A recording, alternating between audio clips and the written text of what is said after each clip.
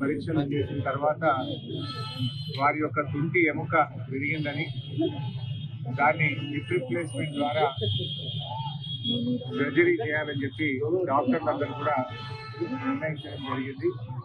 అయితే ఈ సాయంత్రం డాక్టర్లు హిప్ రీప్లేస్మెంట్ చేయాలని చెప్పి నిర్ణయించారు. ఈ సాయంత్రం హిప్ రీప్లేస్మెంట్ సర్జరీ చేయడం జరుగుతూ ఉంది.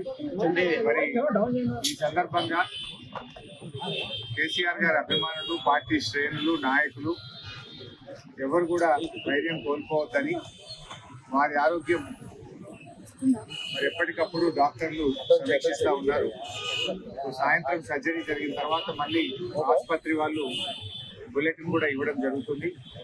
అయితే ఇన్ఫెక్షన్ వచ్చేటువంటి అవకాశం ఉంది కనుక డాక్టర్లు ఇక్కడికి ఎవరిని అనుమతించకూడదని చెప్పి డాక్టర్లు అందరూ కూడా చెప్తా ఉన్నారు.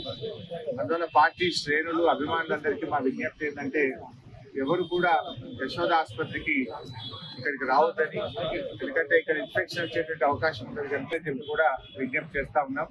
ఎప్పటికప్పుడు ఆసుపత్రి వాళ్ళు బులెటిన్ ఇవ్వడం జరుగుతుంది. వారి యొక్క ఆరోగ్య పరిస్థితిని ఉదయం, సాయంత్రం డాక్టర్లు వారు ఎప్పటికప్పుడు బులెటిన్ రూపంలో మీకు తెలియజేయడం జరుగుతుంది. ఇప్పుడైతే వారి పరిస్థితి స్టేబుల్ గా ఉంది. ఈ సాయంత్రం హిప్ రీప్లేస్మెంట్ సర్జరీకి డాక్టర్లు అన్ని కూడా సిద్ధం చేస్తా ఉన్నారు.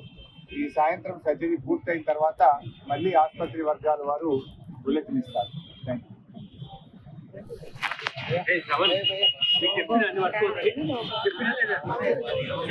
పవన్